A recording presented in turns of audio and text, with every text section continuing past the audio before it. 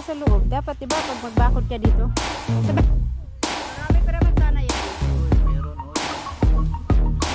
Railing.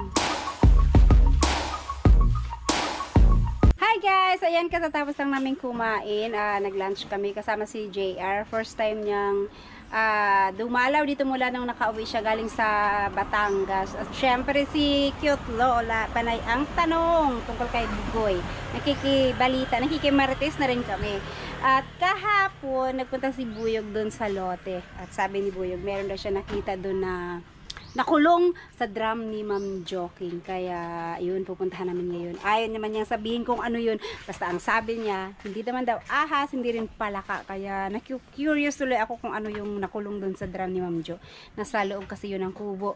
Ayan, pupuntahan namin ngayon. Kahapon kasi nagpunta si Mama sa Dipolog kasama si Nanay Suyerd at saka si Biang Gulay. Tapos gabi na sila dumating kaya hindi na kami nakapunta doon. Babalik sana kami doon para puntahan namin. Kaso lang, ayun, nandito na sa kalabas na si King Kong. Ang bilis! Ang bilis sa kalabas si King Kong.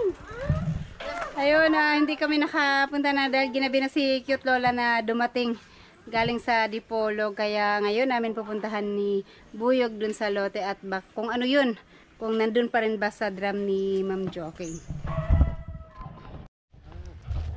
Ayan guys, uy, ano dito? Dumaan kami dito kay kay Sir Arnold na lote dahil i-check lang namin yung mga lansones, baka mamaya ma-overripe naman. Pero nagbakod itong kabila. So ayan ang binakura nila.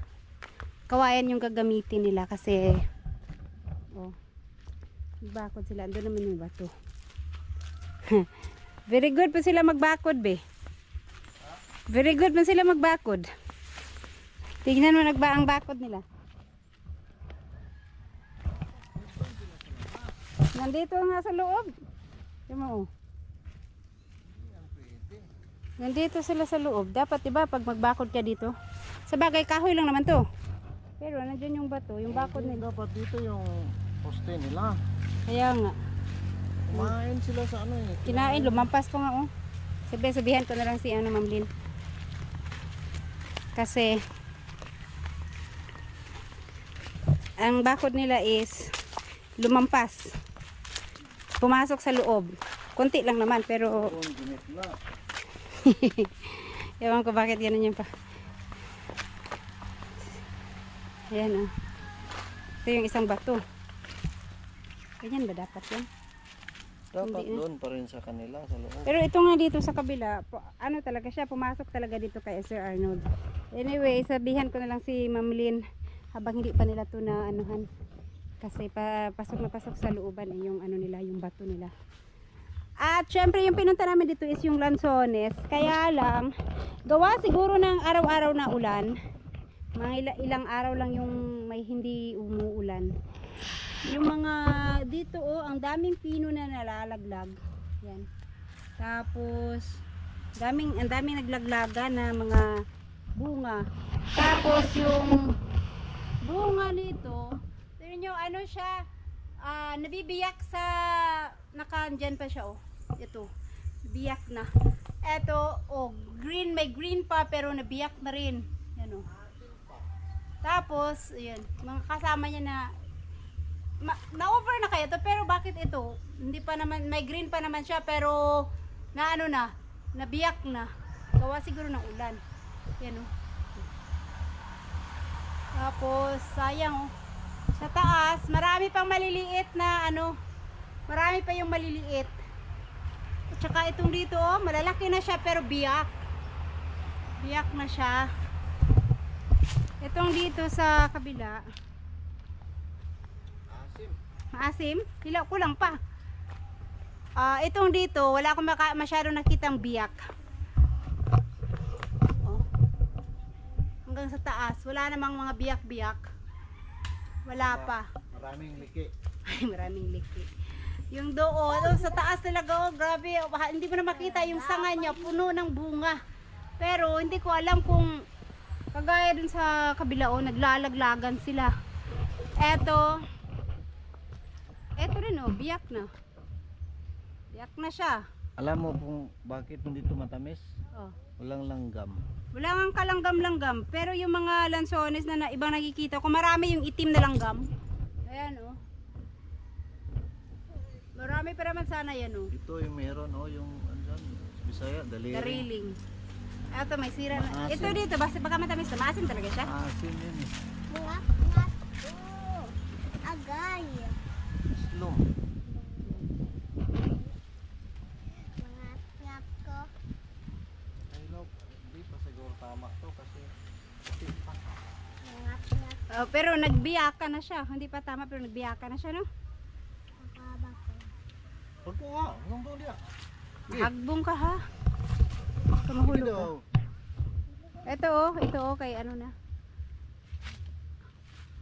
Pero nagbiyak na siya. Sayang. Ito kaya. Bakit nag-brown na tong ano niya, Beo?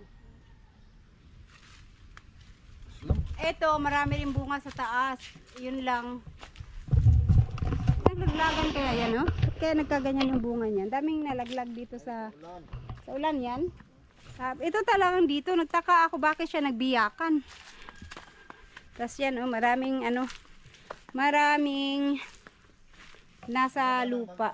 Naglalaglagan sa lupa. Tikman natin yung pets. Ito, tikman mo daw to kung ano. Matamis ba? Ba't nabiyak na siya? Kana over na. Kala ko matangkad ito.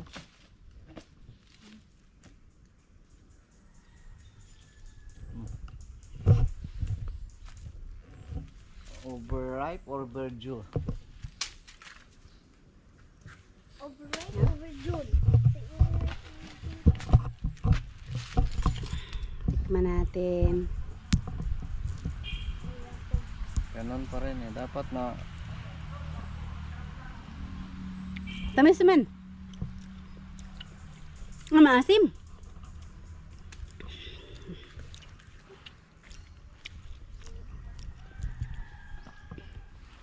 tamis na. Maasim ba konti? Matamis na maasim. Matamis na maasim. May ano siya. Matamis na maasim. Baka malapit itong naging matamis.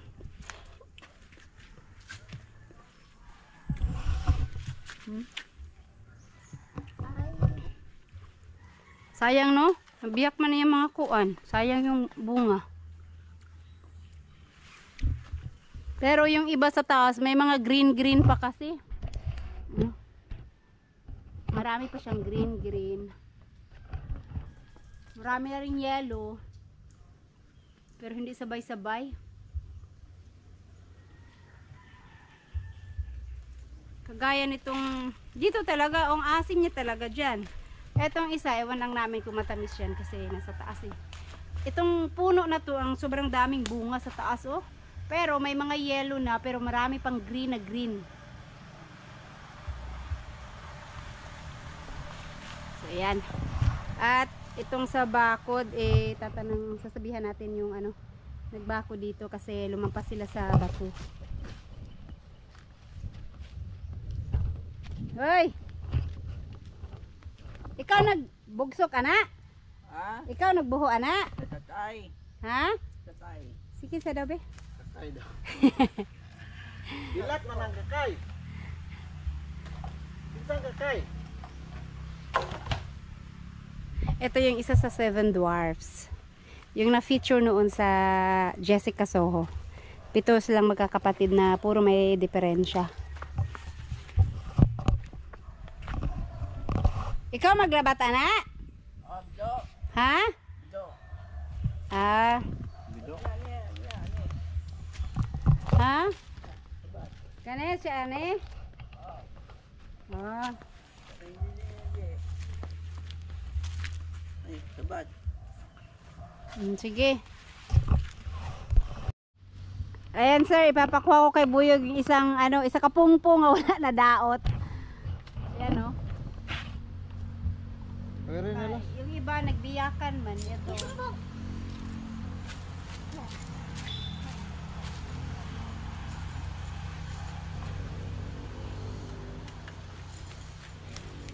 Oh. Ala na daghang sulom. Ang sulom matuluan dyan mo mataron na nasubukan ko na yan. Grabe ang asim niyan.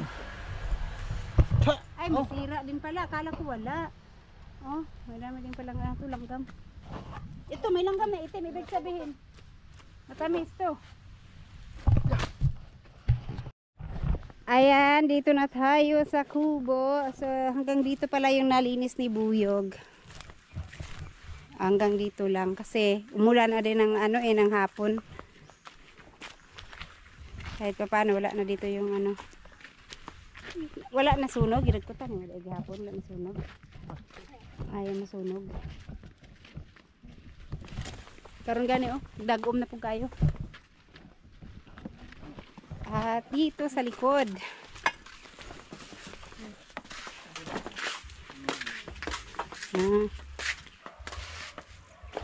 Yeah.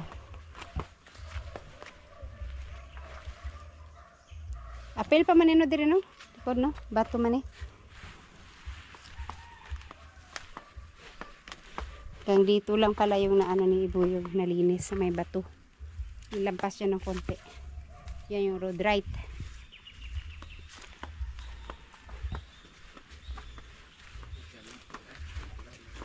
Ha?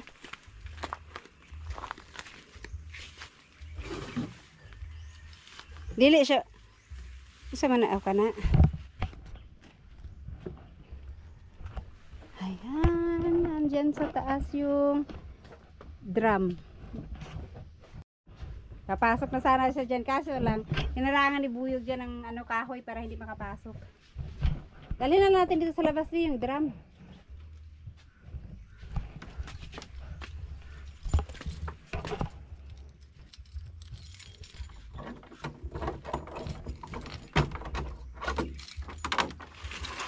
Hang.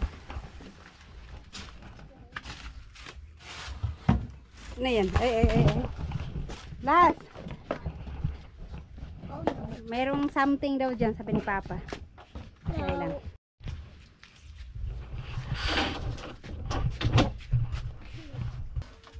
And guys, sinilip ko kanina, buhay pa yung laman. Pero hindi ko alam kung anong tawag dito. Hindi siya makaakyat. Hindi siya makagapang. Hadlok bang ko. Pre ako. Wala. Nagtago na sa ilalim.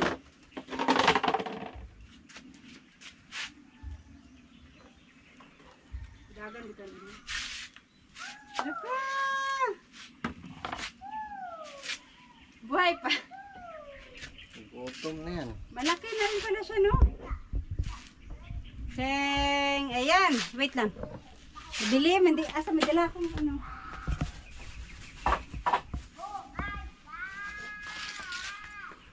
Nandiyan siya sa loob, nagtatago. Nalaglag siguro dyan or sadyang tumalon siya dyan. Seng, yan. Ano yan? Ano yung bayawak? Bayawak yan? Dilaw ang kulay eh. Bayawak, pero ewan ko. Anong klaseng bayawak? Mo na siguro halo. Halo, ano ba yan? Ano ba ang kaibahan ng halo at ibid? Halo ibid daw. Ewan ko. Bayawak raman sa amin. Isa lang. Iba-iba ang kulay o ganyan na ang kulay niya. Parang ahas na dupong. Alala, nalibang. Tumae siya. Yan o. Biglang tumalon yan guys. Balahin mo yan na. Ha? Diba bawal yan sa DNR? Gagawin daw yung pet ni Buyog. Pwede ba ito gawing pet? That is not I don't think so. Ayan na, huhulihin na ni Buyog. Kaya lang paano yan hulihin? Ako takot akong dumakma niyan. Ito? Wait lang. Asan na yung ano ko? Wait lang. Tira.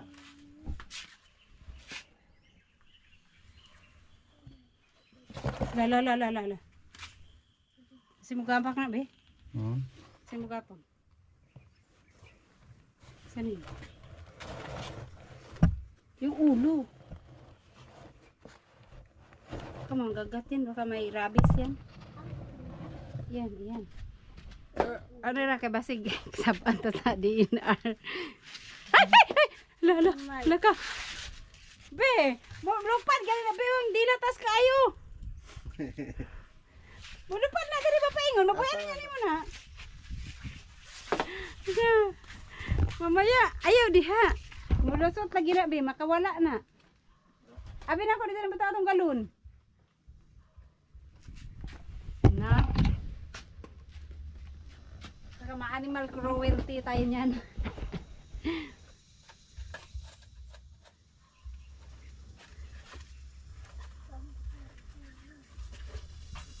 Ganda na. Na, kasi makalusot na. Yan, nilagyan na ni Buyag sa box.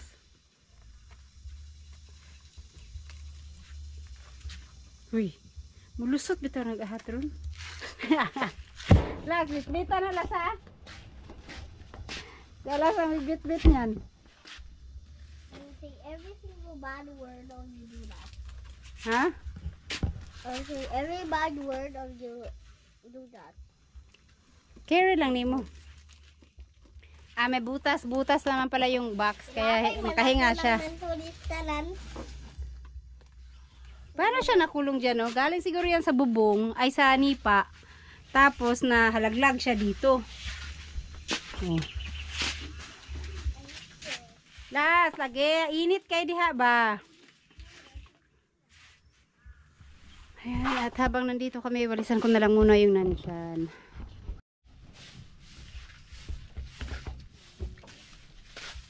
Grabe, dugay na natula ka kwantuan din, no?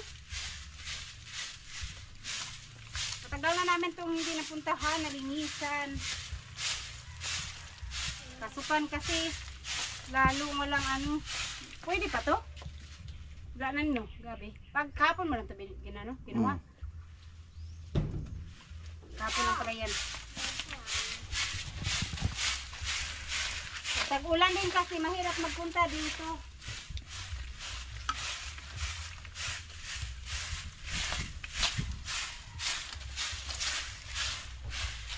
Ano na yan siyang duko lang, sinagin.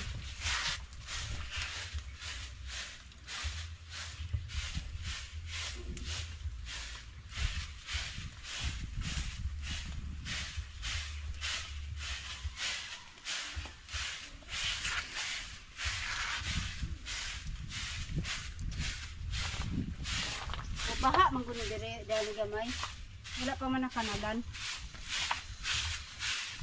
Patay yung tanglad, no? No? Tanglad. Namatay no, na ano yan, nabuhusan yan.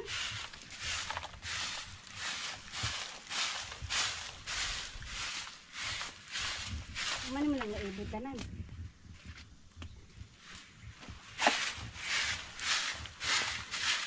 Ayan yung tanlad, may nabuhay pa naman.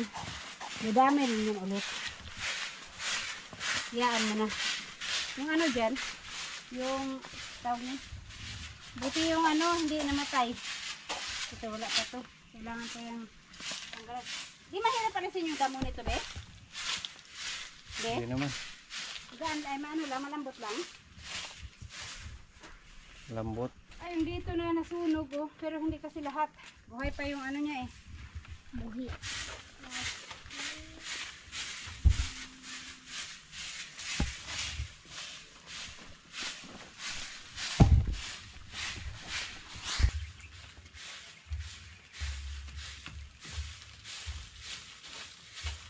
May mga kwan niya, babe. Ha? Ano, bawing? Asan? Dire? Oo. Ba? Ibot eh. Asa to itong mga pawing dire?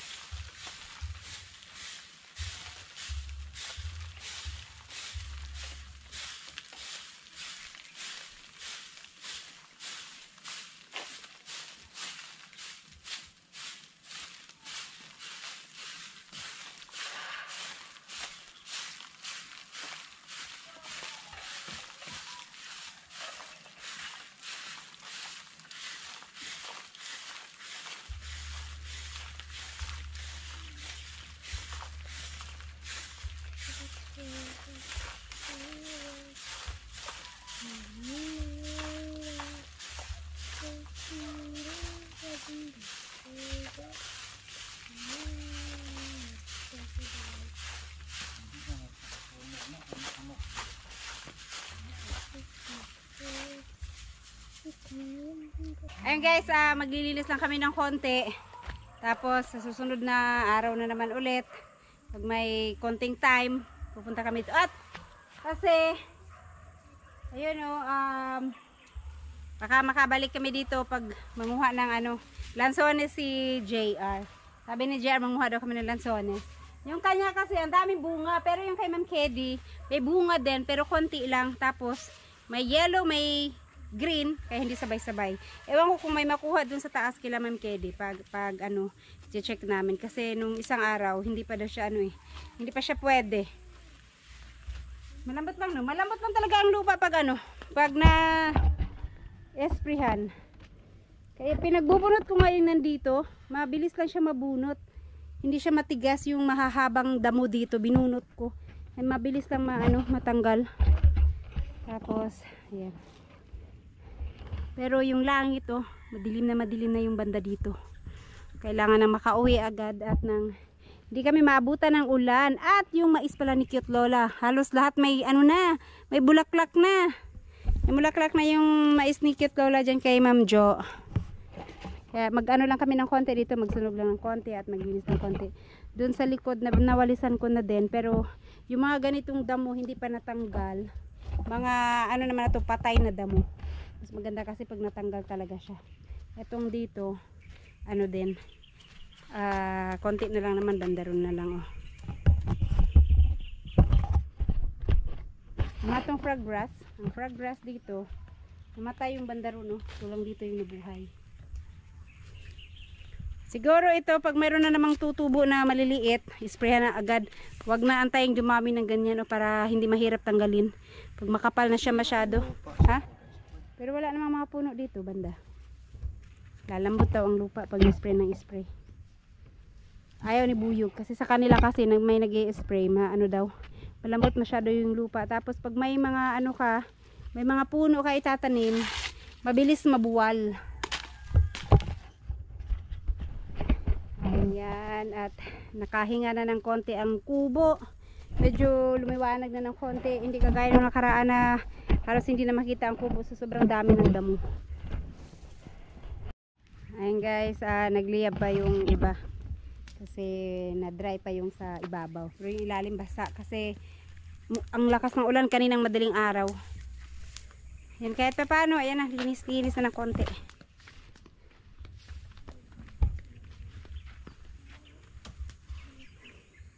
Sa likod, di nasa ito dauban.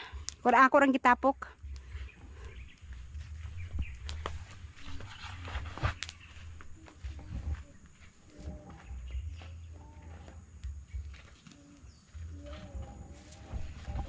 Itong kagaya nitong damo na to. Maano na lang siya, malambot na lang siya bunutin. Ala, dalugdog na kayo be.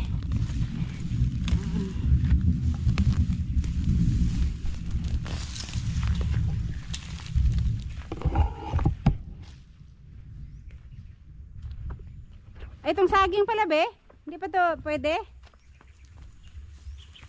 Be? Kulang pa? Mayroon pa siyang 1, 2, 3, 4, 4 na dahon.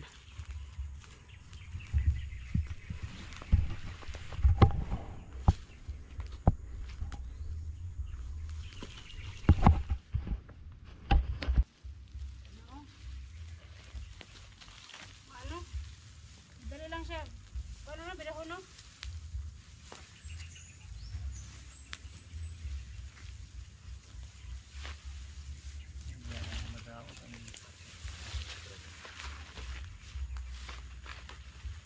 Mukha man kayo siya bidahon.